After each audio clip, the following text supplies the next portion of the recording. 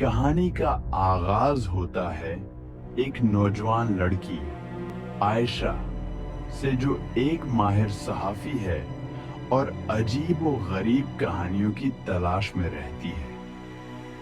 एक दिन उसे एक प्रासरार हवेली के बारे में पता चलता है, जो उसके शहर से 20 किलोमीटर दूर जंगल के दरमियान वाक़ है।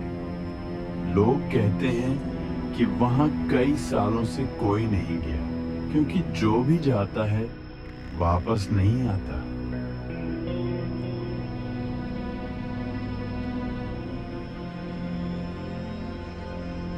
आयशा को मालूम होता है कि ये हवेली 100 साल पुरानी है और उसकी मालिक एक अमीर फैमिली थी, जो प्रासरार तौर पर गायब हो गई। कुछ लोग कहते हैं कि वहां कोई शैतानी रस्म अदा की गई थी और हवेली में आज भी इन रूहों की मौजूदगी का एहसास होता है।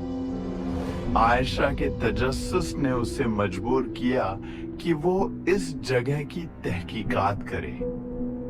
इसके दोस्तों ने उसे रोका, लेकिन वो अपनी नोटबुक और कैमरा लेकर निकल पड़ी।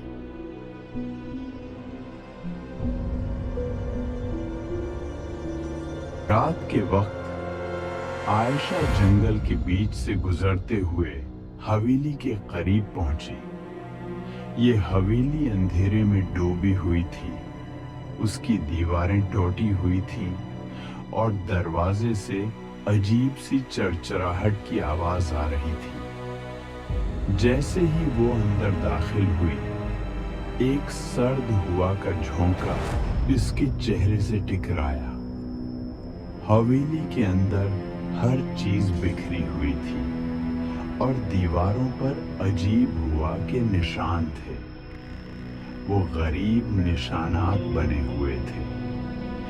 एक कमरे में उसे एक पुराना आईना मिला, जो गर्द से भरा हुआ था। जैसे ही आयशा ने आईने को साफ किया, उसे अपनी पष्ट पर एक साया दिखाई दिया।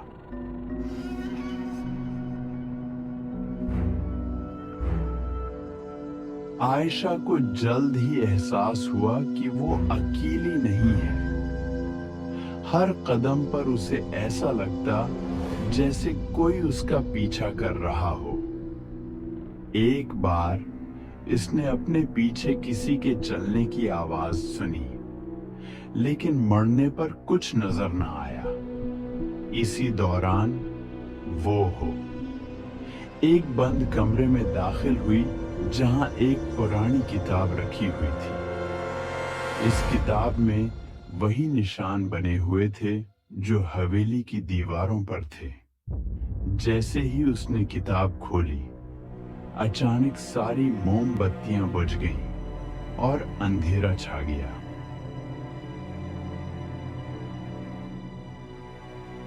आयशा ने किताब को पढ़ना शुरू किया तो मालूम हुआ कि ये किताब किसी पुरानी रस्म की हदायत पर मबनी थी, जिसमें जिंदा इंसानों को कुर्बानी के तौर पर इस्तेमाल किया जाता था।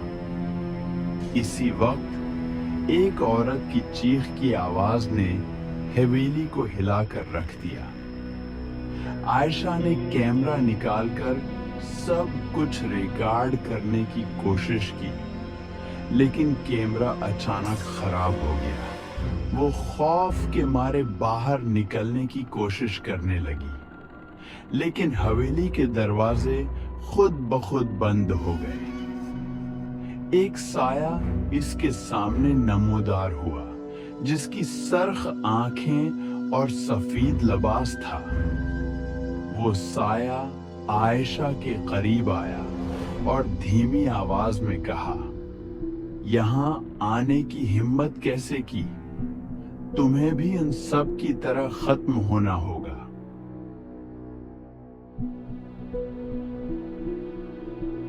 आयशा ने हिम्मत करके अपने बैग से एक लकड़ी निकाली और साये की तरफ फेंकी। साया गायब हो गया, लेकिन हवेली में मौजूद चीजें हरकत करने लगी। वो भागते भागते एक खफिया दरवाजे के पास पहुंची और उससे बाहर निकलने में कामयाब हो गई।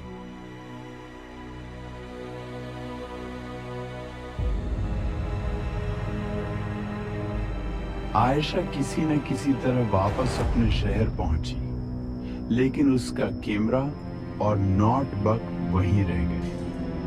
वो हमेशा के लिए खौफजदा रही और हवेली के बारे में कभी किसी से बात न की। लेकिन गांव के लोग कहते हैं कि वो साया आज भी वहां है और जो भी वहां जाता है वो कभी वापस नहीं आता।